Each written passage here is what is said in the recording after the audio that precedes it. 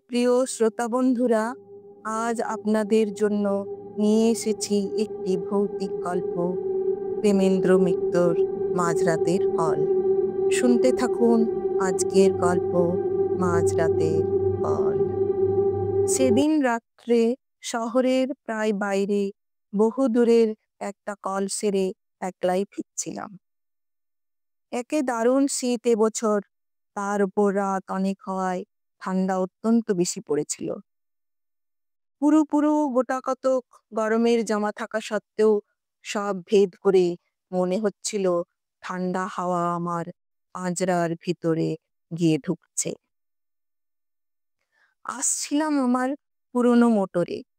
এই মোটর আমি আজ 10 বছর ধরে একাই চালিয়ে ফিরছি, কিন্তু এখন মনে হচ্ছিল সঙ্গে একজন শোফার থাকলেই বুঝি ভালো হতো। এই দারুণ শীতে স্টিয়ারিং হুইল ধরে সমস্ত হাওয়ার ঝাপটা সহ্য করার চেয়ে কষ্ট আর কিছু নেই। আমাদের শহরটি অত্যন্ত ছড়ানো, বড় বড় কয়েকটি রাস্তাকে আশ্রয় করে চারিধারে অনেক দূর পর্যন্ত সে বিস্তৃত হয়ে আছে, কিন্তু জমাট বাঁধেনি। অনেক সময় এক প্রান্ত থেকে আর এক প্রান্তের মধ্যে শুধু একটি নির্জন রাস্তা ছাড়া আর কোনো যোগ নেই। যে রাস্তা দিয়ে আসছিলাম সেটিও অত্যন্ত নির্জন। দুধারে মাঝে মাঝে হরুতুকি বা মহুয়া গাছ, আর রাস্তার দুধারে শুধু শূন্য অসমতল মাঠ। তার ভেতর বাড়িঘর নেই বললেই হয়। কে বাড়ি করবে এই নির্জন জায়গায়? অন্ধকারে অবশ্য এসব কিছুই দেখা যাচ্ছিল না।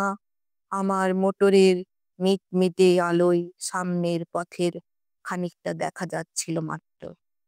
যেতে যেতে মনে হচ্ছিল অন্ধকারের সমুদ্রই যেন আমার মোটরের আলোয় কেটে চলেছি কোনো রকমে। শীতের দরুন কষ্ট পেলেও বেশ নিশ্চিন্ত মনেই চলেছিলাম। আমার কাঠটি পুরানো হলেও মজবুত, বেয়ারাপনা সে করে না। 8 ঘন্টার মধ্যেই বাড়ি পৌঁছে গরম লেপের মধ্যে আরাম করে যে শুতে পাবো, এই বিষয়ে কোনো সন্দেহ ছিল না। অন্ধকার রাস্তার নিস্তব্ধতার উপর শব্দের ঢেউ তুলে আমার মোটর চলেছে দ্রুত গতিতে। নিজেকে যথাসম্ভব আবৃত রেখে ভেতরে বসে সমস্ত চিন্তা পরিত্যাগ করে আমি শুধু আমার গরম বিছানাটার আরামের কথাই ভাবছি। ডাক্তারদের মতো পরাধীন আর কেউ নয়, তবু মনে হচ্ছিল একবার বাড়িতে পৌঁছতে পারলেই প্রাণের দায়ী ছাড়া শুধু পয়সার জন্যে আর আমায় কেউ বার করতে পারবে না। এখন কোনো রকমে 20-25 মিনিট কাটলেই হয়। কিন্তু হঠাৎ অপ্রত্যাশিত এক ঘটনার স্বপ্ন ভেঙে গেল। আমার একান্ত সুস্থ সবল মোটর থেকে থেকে অদ্ভুত একরকম ধাতব আর্তনাদ করতে শুরু করেছে। মোটরের এরকম আচরণের কোনো কারণই খুঁজে পেলাম না। আজ দুপুরেই আমার মোটরের ভালো রকম সেবা শুশ্রূষা হয়ে গেছে। কোনো রকম রোগের আভাস তার ভেতর তখন ছিল না। হঠাৎ তার এরকম আকস্মিক বিকারের কারণ তবে কি? এই দারুণ শীতের রাতে অন্ধকার নির্জন এই পথের মাঝে মোটরের এই বেয়ারাপনায় সত্যি ভীত হয়ে উঠলাম। এখনো প্রায় 7-8 মাইল পথ বাকি। রাস্তার মাঝে মোটর সত্যি অচল হয়ে গেলে করব কি? এই রাত্রের ডাকেও সঙ্গে কোনো লোক না আনার নির্বুদ্ধিতার জন্য এবার নিজের উপরে রাগ হচ্ছিল। সঙ্গে একজন লোক থাকলে তবু বিপদে অনেক সাহায্য পাওয়া যেত। দেখতে দেখতে মোটরের আর্তনাদ আরো বেড়ে উঠল। সঙ্গে সঙ্গে মোটরের বেগও মন্থর হয়ে আসছে বুঝতে পারলাম। মোটর চালনার সমস্ত বিদ্যা প্রয়োগ করেও সুরাহা কিছু করতে পারলাম না। কাতরাতে কাতরাতে খানিক দূর গিয়ে আমার মোটর হঠাৎ রাস্তার মাঝে এক জায়গায় একেবারে থেমে গেল, আর তার নড়বার নাম নেই। চেষ্টার আমিও কোনো ত্রুটি করলাম না, কিন্তু আমার পীড়নে অস্ফুটভাবে একটু কাতরোক্তি করে ওঠা ছাড়া আর কোনো সাড়া সে দিল না। ভয়ে, দুর্ভাবনায় সত্যি তখন আমার সমস্ত দেহ আড়ষ্ট হয়ে এসেছে। মোটর ফেলে এই দারুণ শীতের মাঝে ৭-৮ মাইল জনহীন পথ হেঁটে যাবার কথা তো কল্পনা করা যায় না। এই মাঠের মাঝে মোটরে সারা রাত কাটানোও অসম্ভব। এখন উপায়? ডাক্তারবাবু, হঠাৎ বুকের ভেতর হৃৎপিণ্ডটা যেন লাফিয়ে উঠল। এই জনশূন্য পথে এমন সময় কে ডাকলো?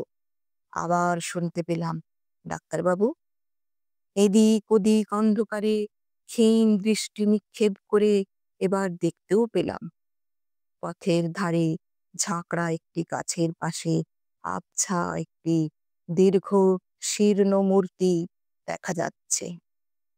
হঠাৎ এমন জায়গায় কেমন করে সে উদয় হলো বুঝতে না পারলেও সাড়া দিয়ে বললাম, কে? কে তুমি? মনে তখন আমার একটু আশার রেখাও দেখা দিয়েছে। তার আবির্ভাব যেমন বিস্ময়কর হোক না কেন, লোকটার কাছে সাহায্য পাবার সম্ভাবনাও তো আছে। লোকটা সেই জায়গা থেকে বললে, আমায় চিনবেন না আপনি? চিনবার জন্য আমি তখন ব্যস্ত নই, আমার সাহায্য করবার জন্যে একজন লোক তখন দরকার মাত্র। সেই কথাই তাকে বলতে যাচ্ছি, এমন সময় লোকটা আবার বললে, আপনার একটু আসতে হবে ডাক্তারবাবু, ভারী অসুখ একজনের। এমন সময় এ অনুরোধে বিরক্ত যেমন হলাম, আশ্চর্য হলাম তেমনি। ঠিক এই সময়ে রাস্তার ঠিক এই জায়গায় রুগী কি আমার জন্য তৈরি হয়ে বসেছিল? লোকটা আমার মনের কথাই যেন আঁচ করে বললে, এ ভগবানের দয়া ডাক্তারবাবু, এমন সময় আপনাকে এখানে পাবো স্বপ্নেও ভাবিনি। অথচ না পেলে কি বিপদই যে হতো। বেশি কথাবার্তা তখন আর ভালো লাগছিল না। একটু বিরক্ত হয়ে বললাম, কোথায় তোমার রুগী? লোকটা এবার নিঃশব্দে অন্ধকারের ভেতর একদিকে হাত বাড়িয়ে নির্দেশ করলো। সেদিকে চেয়ে দেখলাম, সত্যি দূরে একটা বাড়ির আলো যেন দেখা যাচ্ছে। এরকম নির্জন প্রান্তরের মাঝে এরকম বাড়ি খুব কমই থাকে। হঠাৎ এরকম জায়গায় এমন সময়ে যাওয়াও একটু বিপজ্জনক। তবে শত্রু আমার কেউ তো নেই, এবং সঙ্গে টাকা কড়িও নিতান্তই সামান্য, এই যা ভরসা। একটু ভেবে নিয়ে জিজ্ঞাসা করলাম, কি অসুখ? উত্তর এলো, জানি না ডাক্তারবাবু, কিন্তু অত্যন্ত সঙ্গীন অবস্থা। তাড়াতাড়ি না গেলে বোধহয় বাঁচানো যাবে না। দোহাই আপনার, চলুন ডাক্তারবাবু। কোথায় নিজের বিপদ সামলাবো, না হঠাৎ রাস্তার মাঝে মাঝরাত্রে যেতে হবে পরের চিকিৎসায়। তবু ডাক্তার মানুষ, জীবন মরণের সমস্যা শুনলে চুপ করে বসে থাকতে পারা যায় না। বাধ্য হয়ে তাই বললাম, চলো। মাঠের উপর দিয়ে সরু একটু পথ, অন্ধকারে ভালো করে দেখাই যায় না। তাই ধরে লোকটার পিছু পিছু মিনিট ৫ হেঁটে একটি বাড়ির উঠানে এসে দাঁড়ালাম। সামনে একটি ঘরের দরজা থেকে আলো দেখা যাচ্ছে। সেই দিকে দেখিয়ে লোকটা বললে, ওই ঘরে রোগী বাবু, আপনি যান, আমি এখনই আসছি। অন্ধকারের ভেতরেই বুঝতে পারছিলাম বাড়িটি বিশেষ সমৃদ্ধ চেহারার নয়। গুটি ৪-৫ ঘর এবং একটুখানি ঘেরা উঠান। ঘরগুলিও সব পাকা ছাদের নয়, দুপাশে খোলার ছাউনি। লোকটার কথা মতো সামনের ঘরে এবার গিয়ে ঢুকলাম। ঘরটি আয়তনে বিশেষ বড় নয়, তার উপর নানান আকারের বাক্স পেটরায় বোঝায় বলে ভেতরে নড়বার চড়বার স্থান অত্যন্ত অল্প। দরজার মুখোমুখি একটি জানলা, সেই জানলার ধারে মিটমিট করে একটি কেরোসিনের লণ্ঠন জ্বলছে। সেই আলোতে অস্পষ্টভাবে দেখা গেল দরজার বাঁ ধারে একটি চারপায়ায় অত্যন্ত শীর্ণ এক ভদ্রলোক শুয়ে আছে। আমি ঘরে ঢুকতে ক্ষীণ স্বরে তিনি বললেন, এসেছেন ডাক্তারবাবু? আপনার দয়া কখনো ভুলব না, বসুন। ঘরের ভিতর এদিক ওদিক চেয়ে বসবার জায়গা একটি দেখতে পেলাম। জানলার কাছে গিয়ে চারপায়া থেকে অনেক দূরে একটি বেতের মোড়া, সেইটাই টেনে চারপায়ার কাছে আসবার উদ্যোগ করতে ভদ্রলোক আবার ক্ষীণ স্বরে বললেন, বসুন, বসুন, এইখানেই বসুন। আগে আমার রোগের কথা বলি শুনুন। একটু হেসে এবার সেইখানেই বসলাম। রোগীদের নানা অদ্ভুত বাতিকের সঙ্গে আমার যথেষ্ট পরিচয় আছে।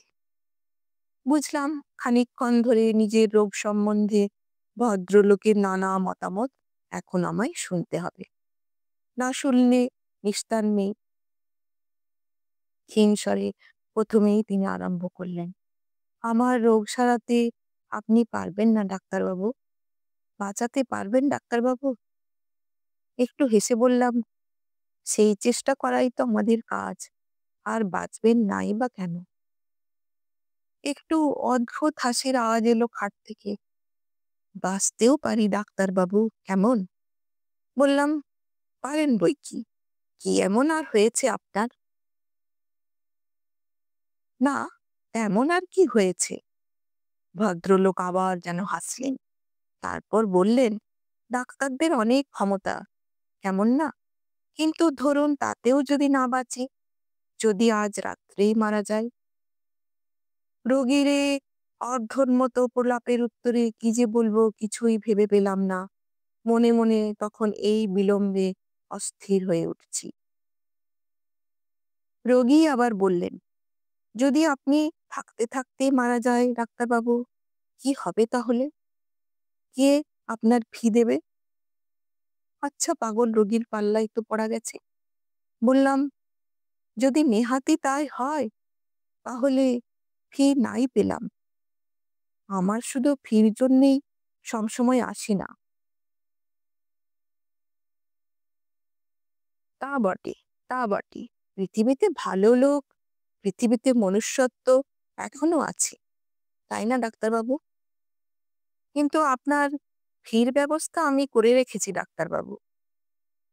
হঠাৎ যদি মরে যায়, ওই বাক্স খুলে ফেলবেন। বুঝেছেন ডাক্তারবাবু?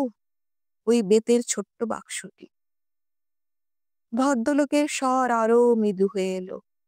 ওই বাক্স থেকে আপনার প্রাপ্য টাকা নেবেন। আরো একটা জিনিস নেবেন ডাক্তারবাবু। বলুন, নেবেন তো? একটু বিরক্ত হয়ে বললাম, কি? কিছু না ডাক্তারবাবু, একটা কাগজ। কিন্তু ভয়ানক দরকারি কাগজ। এ কাগজ ওখানে আছে শুধু আপনি আর আমি জানি, আর কেউ জানে না। জানলে আর ওখানে ওটা থাকতো না। ভদ্রলোক একটু চুপ করে থেকে একটু হেসে আবার বললেন, এ বাড়িতে কাউকে দেখতে না পেয়ে ভাববেন না যেন আমার কেউ নেই। আমার অনেক আত্মীয় আছে, ওত পেতে আছে আমার মরার অপেক্ষায়।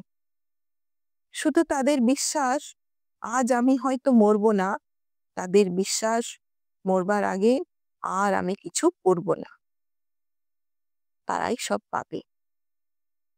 আমি এবার বলতে যাচ্ছিলাম আপনার অসুখটা সম্বন্ধে।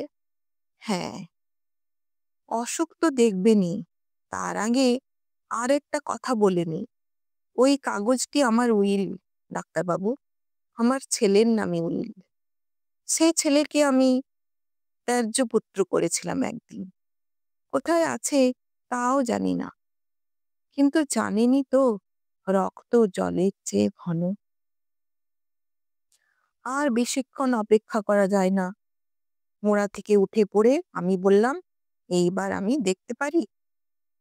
খাট থেকে আওয়াজ হলো, দেখুন। আমি খাটের কাছে এগিয়ে গিয়ে রোগীর নাড়ি দেখবার জন্যে হাতটা তুলে ধরলাম এবং পর মুহূর্তেই সেই দারুণ শীতের ভেতরেও আমার সমস্ত দেহ ঘেমে উঠল। সে হাত বরফের মতো ঠান্ডা। রোগী মৃত। শুধু মৃত হলে এতখানি আতঙ্কের আমার বোধহয় কারণ থাকতো না।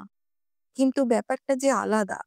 ডাক্তারি শাস্ত্রে যদি কিছু সত্য থাকে, তাহলে এই রোগী এইমাত্র কখনোই মারা যায়নি। তার মৃত্যু হয়েছে অনেক আগে, কয়েক ঘন্টা আগে। সমস্ত দেহ তার কঠিন। উন্মাদের মতো আরো খানিকক্ষণ পরীক্ষা করলাম।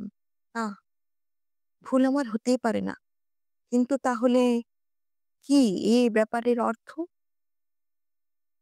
তখন কিন্তু স্থিরভাবে কোনো চিন্তা করবার আর আমার ক্ষমতা নেই। আতঙ্কে আমার বুকে স্পন্দন পর্যন্ত যেন থেমে আসছে। হঠাৎ জানলার কাছে বাতিটা দপ দপ করে নেচে উঠল। সেটা একবার নেড়ে দেখলাম, তাতে তেল এক ফোঁটা নেই। প্রান্তরের মাঝে নির্জন নিস্তব্ধ বাড়িতে এই ভয়ঙ্কর অবস্থায় আমি একা। এই বাতির আলোটুকুই যেন আমার একমাত্র সহায় ছিল। তাও নিভতে চলেছে দেখি। আমি দ্রুত পদে ঘর থেকে বেরিয়ে পড়লাম। বুঝতে পারলাম পিছনে আলোটা আর কয়েকবার নেচে নিভে গেল। তখন আমি উঠান ছাড়িয়ে এসেছি প্রায়। কিভাবে তারপর অন্ধকার প্রান্তরের ভেতর দিয়ে ছুটতে ছুটতে এসে মোটরে উঠেছিলাম তা আমার মনে নেই। মোটর চালিয়ে শহরের মাঝ বরাবর আসবার পর আমার যেন স্বাভাবিক জ্ঞান ফিরে এলো। সবচেয়ে আশ্চর্য ব্যাপার মনে হলো মোটরের এই চলা। খানিক আগে অদ্ভুতভাবে যে মোটর বন্ধ হয়ে গিয়েছিল, হঠাৎ এবার বিনা চেষ্টায় আপনা হতে সে মোটর এমন শুধরে গেল কি করে?